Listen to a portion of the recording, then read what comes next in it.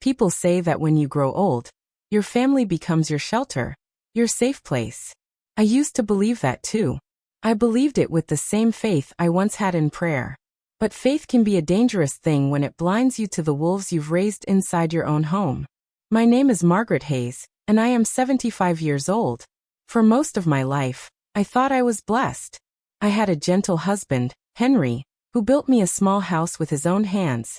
And together we raised our only child, Daniel. He was a quiet boy, tender-hearted, always clinging to my skirts.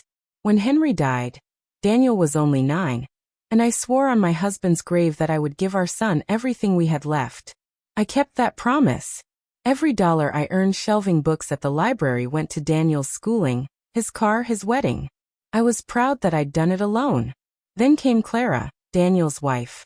She was beautiful, yes, far too beautiful for my plain little boy. She had the kind of poise that makes a room fall silent, the kind that hides sharp edges behind a smile.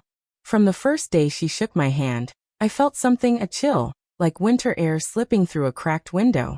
Still, I opened my heart to her. I baked her favorite lemon tarts, knitted scarves for Christmas, and pretended not to notice how she rearranged my things whenever she visited, as though testing how easily I could be erased. For a while life seemed ordinary. I kept my cottage, tended my garden, and visited Daniel's home every Sunday. But slowly the invitations faded. My phone stopped ringing. Whenever I did stop by, Clara would glance at her watch as if counting down the minutes until I left. Daniel always looked tired, guilty, as if carrying a secret he couldn't confess. Then the whispers began, low voices behind half-closed doors. Once, when I came by unannounced, I heard them through the hallway. "The insurance is in her name, right?" Clara's voice. "Yes, but she trusts me," Daniel answered. "She won't suspect a thing. It's the only way, Danny. We can't wait forever."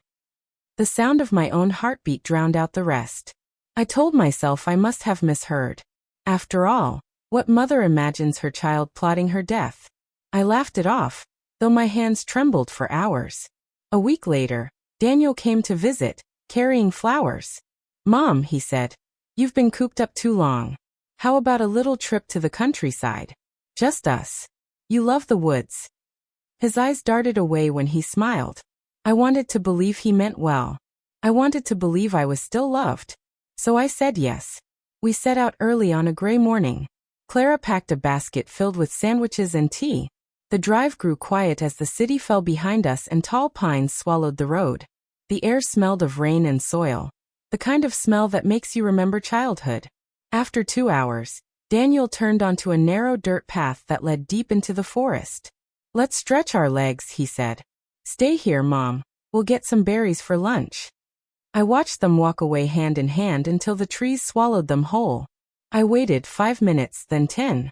The wind picked up, carrying the sound of crows. I called their names. No answer. When the sun began to sink and the shadows turned blue, I knew. The picnic was a lie. The love was a lie. Everything I had given, every sacrifice, had led me here. An old woman alone in the woods, surrounded by silence and betrayal. That night, as darkness closed in and cold bit through my sweater, I whispered to the trees, "My own blood left me here to die." And somewhere deep inside me, beneath the grief, something ancient stirred. Something that would not die so easily. When I opened my eyes, the world was dark and cold. My cheek pressed against damp earth, and every breath felt like shards of ice cutting through my lungs. I tried to move, but pain tore through my body, sharp, deep, merciless. My leg throbbed as if the bone itself were crying.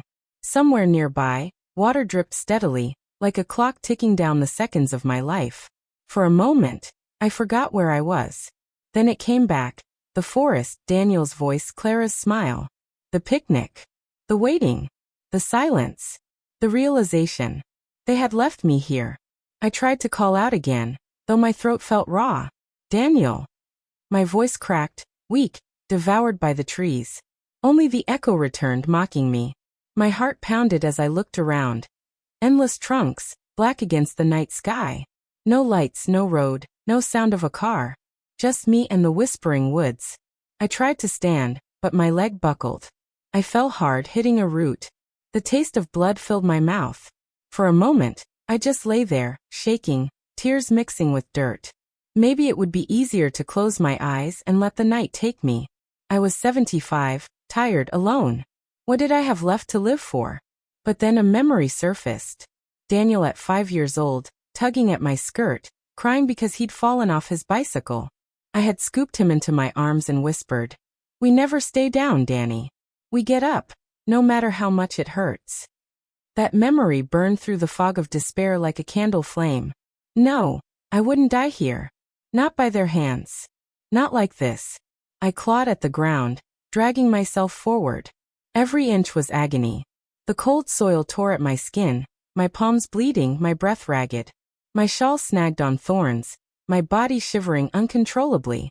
I could hear faint rustling, maybe an animal, maybe the forest itself watching. I didn't care. I just kept crawling. Time lost meaning. I followed the faint slope of the land, praying it led somewhere. My fingers brushed something wet, a puddle. I drank from it like a desperate child, not caring about the taste of mud. I whispered to the dark, "I'm not dying here. You hear me, Daniel? I'm not dying." The night stretched endlessly. Once I thought I saw lights between the trees, but it was only fireflies. My stomach clenched from hunger. My knees were torn open. But I kept crawling, because anger kept me alive. It was no longer pain that drove me. It was fury. Every push forward was a promise. Every drop of blood a vow. You left me to die, I thought. You took my love and turned it into currency. You forgot who raised you, who gave you everything. Hours later, or maybe days, I couldn't tell, I heard something new. The distant bleating of a goat. My heart leapt. Civilization. I turned my head toward the sound and saw it. A faint flickering light. A farmhouse. With the last of my strength, I dragged myself toward it. My hands were shaking so badly that I barely noticed when I reached the fence. I tried to call out, but only a hoarse whisper escaped. A dog barked. The farmhouse door creaked open. A man's silhouette appeared in the golden light. "Good Lord," he gasped, rushing toward me. "Martha, come quick." Strong hands lifted me from the mud. I clung weakly to his arm, my vision blurring. Before the darkness claimed me again, I whispered for words that had kept me alive. "Don't tell them anything." Then the world went black. When I woke again, it was to the soft creak of floorboards and the smell of soup simmering somewhere nearby. For a moment, I thought I was back home. But then I saw the unfamiliar ceiling, the wooden beams, the faint light of dawn filtering through a cracked window. My hands were bandaged.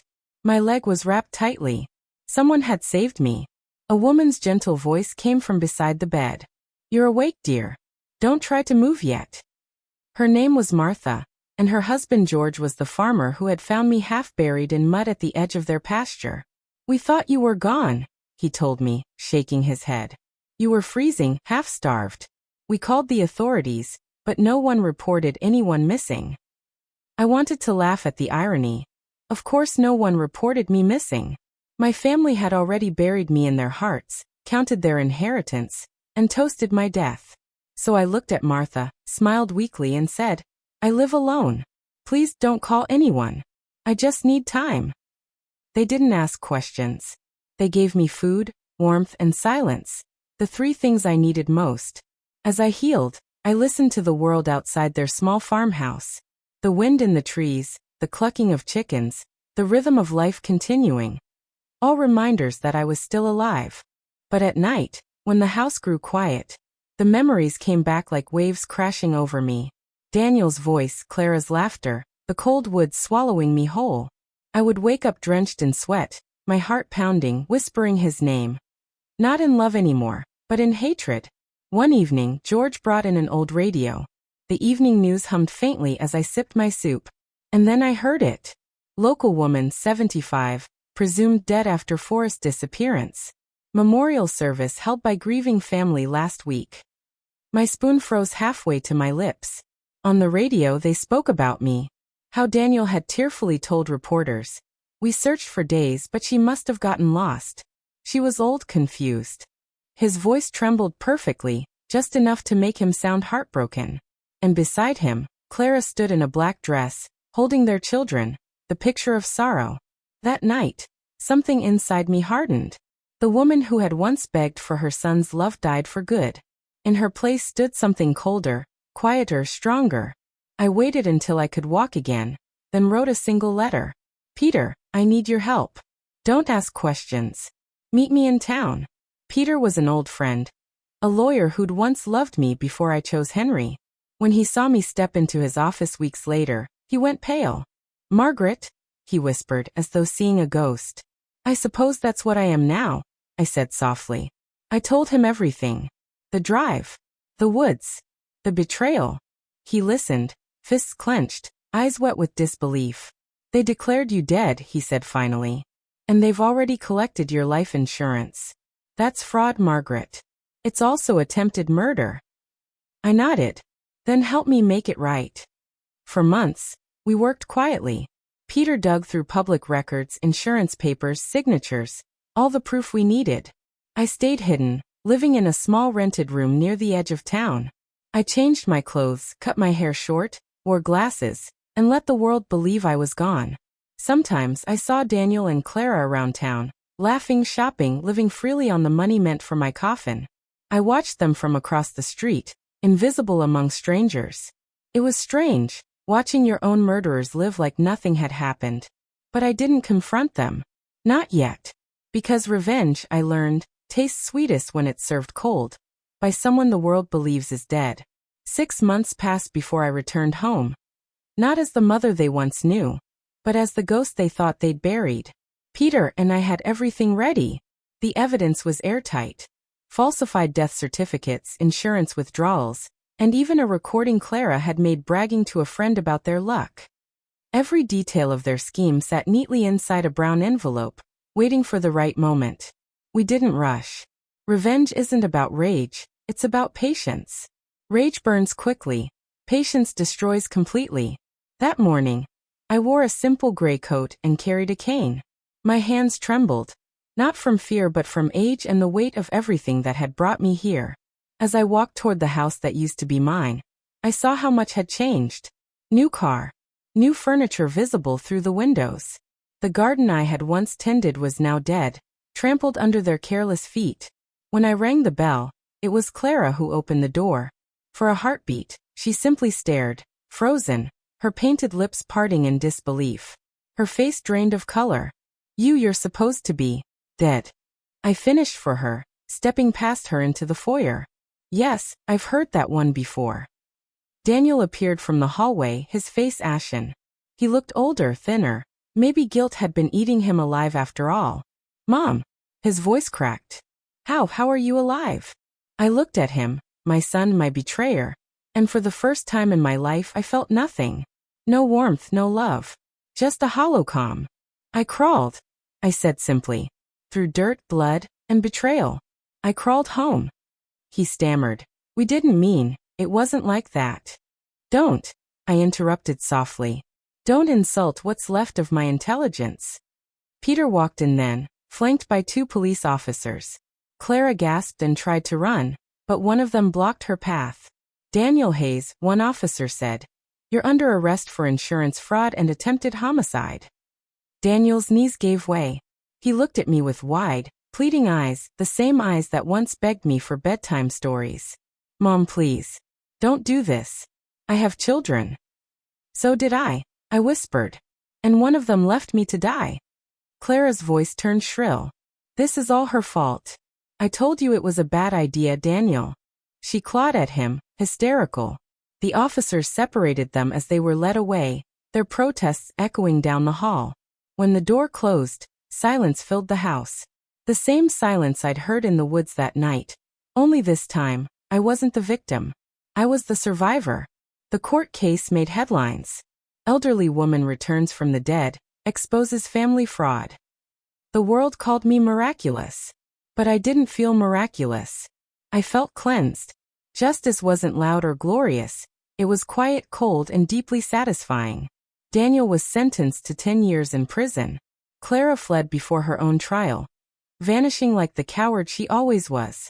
Their house was seized, the money reclaimed. I bought back my old home with what remained. It took months to repair the garden. I planted roses where weeds had taken over, white ones, for peace, not forgiveness. Every morning, I sit by the window with tea in my hand, watching the petals dance in the breeze. Sometimes I still hear the forest in my dreams, the crunch of leaves, the echo of my son's laughter fading into the distance. But I no longer wake in fear. I wake grateful, because they left me to die, and I didn't. They buried their conscience that night, not me. And when I crawled out of those woods, I carried with me something they never expected: strength born from betrayal, and a heart that refused to stop beating. Now, when people ask how I survived, I smile and tell them the truth. They left me in the woods to die for the insurance money. But I crawled back home, and I took it all from them. Then I sip my tea, let the roses sway in the wind, and whisper to the ghosts of the past, "You should have buried me deeper."